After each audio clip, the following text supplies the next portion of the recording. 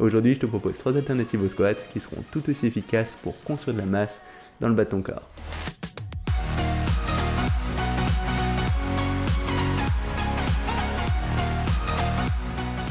Salut, ici Nico et dans la vidéo d'aujourd'hui, je vais te présenter 3 alternatives au squat. Et si je crois que ce squat, c'est un très bon exercice, d'ailleurs j'ai tendance à le créditer pour le gros de ma prise de masse dans mes jambes et je continue à le faire très régulièrement, je pense aussi que c'est pas du tout un exercice obligatoire et qu'il y a plein d'options qui peuvent te donner d'aussi bons résultats en termes de prise de masse pour ce bas du corps. Donc si aujourd'hui tu as beaucoup de mal avec ce squat, ce qui t'occasionne par exemple des douleurs articulaires, que ce soit au niveau des genoux, des hanches ou des lombaires, ou encore que la cage à squat est toujours prise et que tu peux pas le faire de façon régulière, et aujourd'hui je vais te proposer des alternatives qui te donneront de tout aussi bons résultats qu'avec ce squat. Et la première de ces alternatives, ça va être les fentes. Il va y avoir plein de variantes possibles avec ces fentes, mais celle que j'ai tendance à préférer, c'est celle que tu feras aux haltères. Déjà parce que c'est relativement simple d'un point de vue matériel, donc tu seras à peu près sûr d'avoir ce qu'il faut, mais aussi parce que je trouve que c'est la plus facile à mettre en place et c'est celle qui te permettra d'avoir le plus de variantes. Parce que en faisant ces fentes, tu pourras plus ou moins mettre l'accent sur les quadriceps ou les ischios, plus tu te pencheras en avant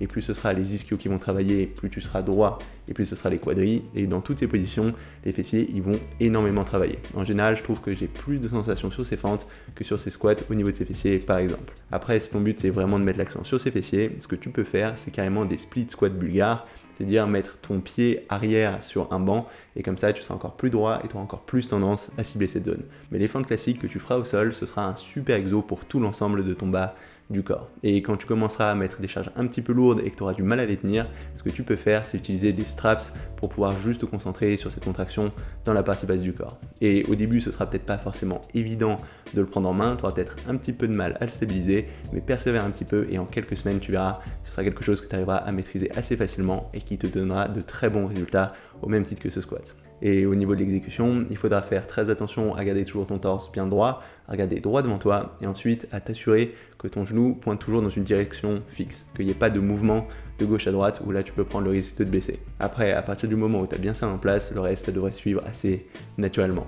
On arrive ensuite à la deuxième alternative à ce squat, ça va être tout simplement du squat à la machine Smith. Et je sais qu'il y a pas mal de personnes qui ont un avis assez critique vis-à-vis de ce squat à la machine Smith, c'est quelque chose que d'ailleurs je critiquais pas mal il y a quelques années, mais avec le recul, je me rends compte que c'est une très bonne option et que ça pourra aussi te donner de très bons résultats au même titre que ce squat. En fait, il faut juste le faire correctement. Donc le problème de cette machine Smith, c'est vu qu'il n'y a pas de stabilisation, ce sera possible de s'en sortir avec une très mauvaise technique et de pas forcément s'en rendre compte.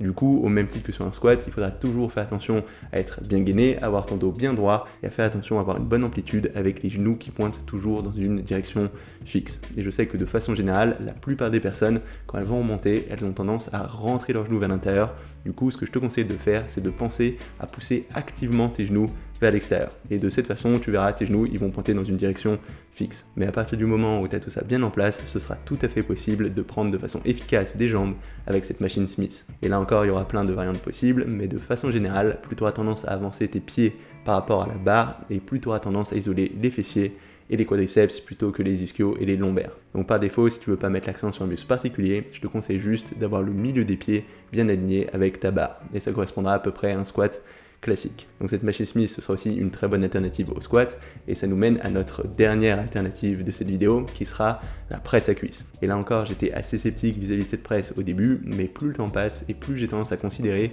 que utiliser correctement, ça peut être une très bonne façon de se substituer au squat. Et ce que j'entends par utiliser correctement, c'est deux choses. Tout d'abord, le fait d'avoir une bonne exécution, ce que je vais détailler, et ensuite le fait d'avoir les bons exercices dans la même séance jambes. Donc déjà, en termes d'exécution, la première chose qui sera importante d'avoir, c'est un bassin qui est bien fixe, collé dans le fond du siège. Donc il faudra que tu aies ton torse bien droit, tes omoplates un peu tirées en arrière pour garder cette position droite de la colonne. Et ensuite, faire attention à ne pas avoir une trop grande amplitude. Parce que en général, quand tu as tendance à trop ramener tes genoux vers ton torse, ce qui va naturellement se passer, c'est que tu vas enrouler ton bassin, tu vas enrouler le bas de ton dos, et là ça peut être assez dangereux d'un point de vue risque de blessure. Donc on fera bien attention à ne pas amener tes genoux trop bas, mais on ne va pas non plus faire l'inverse l'inverse, on va pas avoir des demi-répétitions en mettant beaucoup trop lourd, qui est une autre chose qu'on observe très souvent. Et de façon générale, j'aurais tendance à te déconseiller de verrouiller les genoux quand tu arrives en position d'étirement complet, parce que ça peut mettre beaucoup de contraintes sur l'articulation du genou et c'est potentiellement dangereux. Donc assure-toi d'avoir la bonne amplitude, de ramener tes genoux suffisamment près de ton torse, mais sans enrouler ton bassin, et d'aller jusqu'au bout en t'arrêtant juste avant de verrouiller tes genoux. Donc de cette façon, tu devrais avoir un geste à peu près correct, mais même en faisant ça, ce ne sera pas un exercice incroyable pour les ischios, encore moins que le squat. Donc en général, ce que j'aime bien faire, c'est m'assurer d'avoir au moins un gros exercice qui va aussi réussir à isoler ces ischio-jambiers. Donc typiquement faire du leg curl, que ce soit assis ou couché en fonction de ce que tu préfères, ou encore du soulevé terre jambes tendues, ce sera une très bonne chose à avoir dans la même séance que cette presse. Mais en faisant cette presse correctement et en ayant cet exo qui va cibler aussi les ischios, j'ai tendance à croire que ce sera un super exercice en remplacement à ce squat. Et c'est un exercice que je fais très régulièrement et ma version préférée, c'est d'avoir les pieds relativement resserrés, relativement bas aussi sur le plateau de cette presse, ce qui me permet de mettre très bien l'accent sur les quadriceps, en particulier sur la portion latérale le plus vers l'extérieur qui me donne le plus de mal. Mais de cette façon, ce sera encore plus un exercice quadriceps plutôt qu'un exercice pour l'ensemble des jambes. Donc pour reprendre, ce squat, il n'a rien d'obligatoire et tu pourras tout à fait l'emplacer soit par des fentes, en particulier si tu veux mettre l'accent sur les ischio-fessiers, ce sera une très bonne alternative, soit par du squat à la machine Smith qui sera une très bonne option aussi tant que tu fais attention à avoir une bonne exécution, une bonne posture, ou encore par de la presse en faisant attention d'avoir une bonne amplitude, une bonne exécution et d'avoir les bons exercices autour dans la même séance, notamment des exercices qui te permettent de cibler les ischios. Donc voilà, encore une fois, j'ai rien contre le squat. D'ailleurs, c'est un exercice que je fais toujours très régulièrement et que j'ai tendance à conseiller à la plupart des pratiquants, quel que soit leur niveau, qu'ils soient débutants, intermédiaires ou plus avancés. Je pense que ça donnera de très bons résultats à la plupart des pratiquants, mais c'est rien d'obligatoire. Et si c'est quelque chose qui te plaît pas ou que tu peux pas faire, tu peux tout à fait utiliser un de ces exercices de substitution. Si jamais cette vidéo t'a plu, n'hésite pas à mettre un petit pouce bleu ou un petit commentaire. En particulier, si tu as des ressources ou des expériences en lien avec ce thème, je pense que ça peut intéresser tout le monde. Aussi, si tu vois pas trop comment entraîner tes jambes, n'hésite pas à cliquer sous le lien sous cette vidéo ou sur la petite icône qui va s'afficher d'ici quelques secondes. Ça te donnera accès à un petit PDF dans lequel j'ai résumé plusieurs de mes séances jambes préférées avec ou sans squat. Donc n'hésite pas à y jeter un petit coup d'œil maintenant. Et si t'es pas encore abonné à ma chaîne YouTube, n'hésite pas à le faire maintenant. Comme ça, tu sauras quand je sors de nouvelles vidéos. J'en sors toutes les semaines. C'est tout pour aujourd'hui et on se retrouve très rapidement. Salut!